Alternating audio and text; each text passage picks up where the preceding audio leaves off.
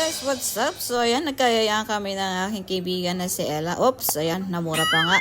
Pero tinanggap ko na yung mura niya kasi siya naman yung nagyaya eh. Tsaka tinanong ko din kung sa gala na to siya yung manlilibre. At napapayag naman natin, o diba? Nakabudol tayo.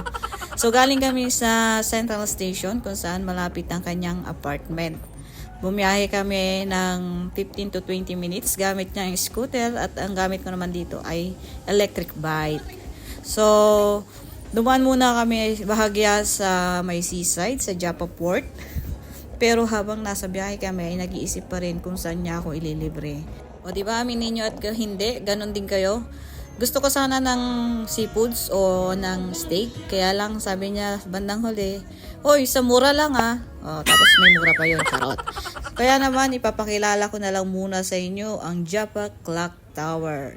Isa ito sa mga landmark dito sa Jaffa, Tel Aviv. So ayan ang itsura niya. After ko nga mag-video-video dyan, ay nagbiyahe pa kami ng mga around 5 to 10 minutes siguro from Joppa. So first time ko talagang pumunta dito sa KFC.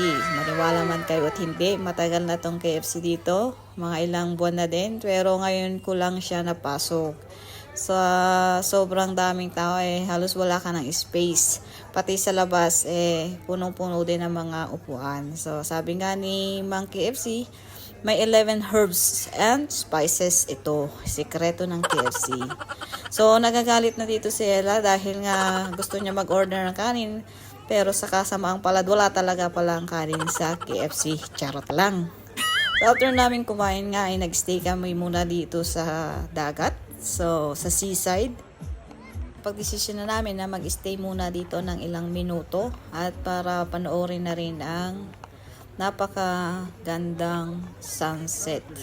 Tingnan nyo naman ang itsura, nakaka-amaze. Actually maraming tao dito kung saan kami nakapwesto. Masarap pa rin sa pakiramdam na makatunghay ng ganito. So parang napakatahimik lang, napakapayapa at syempre yung mare-refresh ka.